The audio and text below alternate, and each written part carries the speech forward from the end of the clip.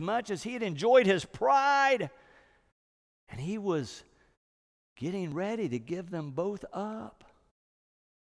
Maybe he went away grieving because he's decided he's going to follow Jesus and give up his pride and give up his possessions and trust that Jesus is right, that he should do that so that he might grow closer to God in this life. Sometimes we have to grieve where we thought we were in life so that God can take us to where God wants us to go. Sometimes it's painful to grow as a disciple of Christ. Sometimes we have to give some things up, and we grieve those things. Jesus never says, oh, this is the easiest path you can take.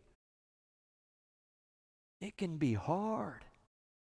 It can be difficult to trust God in all things, to surrender all one's life to God, even one's possessions, especially if you live in the richest country the world has ever seen. But there's this last part here, as Mark continues to tell us about the disciples struggling with how can this be and what's going to happen. In verse 26, Mark tells us these disciples were greatly astounded and said to one another, then who can be saved?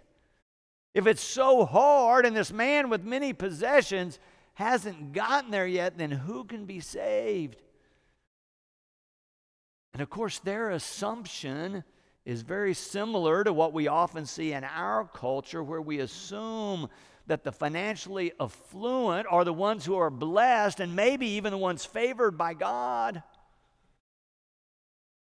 But Jesus says just the opposite of that. He talks about the danger of wealth and possessions and reminds the disciples repeatedly it's a trap to trust your possessions rather than trusting God. It's a dangerous place to be as a person of faith, to have many possessions. Not because wealth is bad or wealthy people are bad, but simply because we are finite creatures. And it's so much easier to trust in our things that we control than to trust in God and to believe surely God will provide and God will lead. Jesus says, oh, for those with many possessions, the path of discipleship, of trusting God, is a difficult matter. And they think, then who can be saved? And Jesus tells them, it's the best part of the whole story. It's the good news.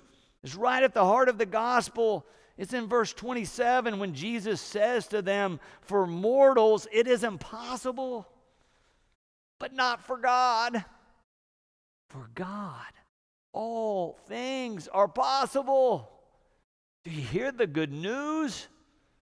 For God, all things are possible.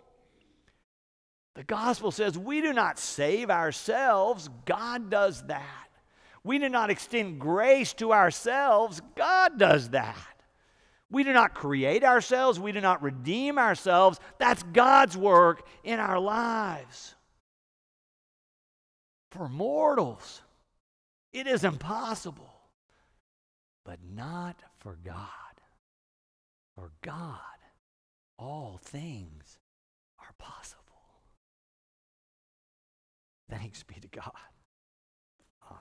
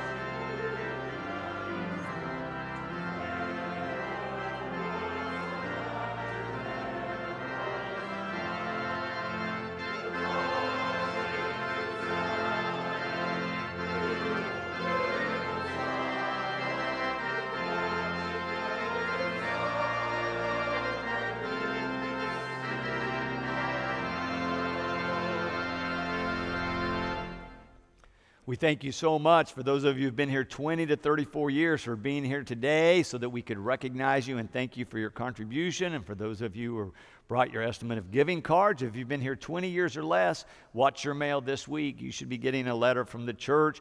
You'll have your opportunity next Sunday to be recognized in worship and to bring your estimate of giving card as well. We're so glad that you're here. Two quick things. One, the Sistema Benefit Concert is coming up at the end of this month. It's on a Friday night, October 26th. They're bringing another world-renowned musical group. This group are vocalists. It's a vocal ensemble. They're called the Chanticleers.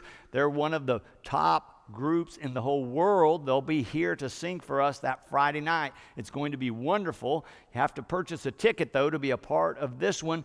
They're set up in the hallway. You can buy a ticket online or you can go downstairs to Bishop's Hall. There's people at a table there who will help you with a ticket this morning.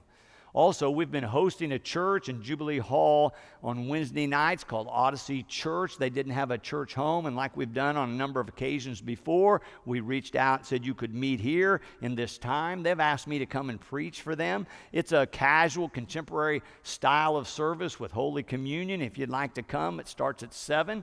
They start eating treats about 6 o'clock. They bring lots of refreshments. So if you'd like to come and graze and be a part of that fellowship time, come at 6. We'll worship at 7 together. We'd love to have you if you'd like to be a part of that. Will you receive the benediction? Oh God, we thank you for all your gifts that you bestow upon us. Help us in this hour to hear the good news of trusting you. So fill us with your love and empower us with your spirit that surely we can leave this place as free disciples of Jesus Christ. We go in his name. Amen.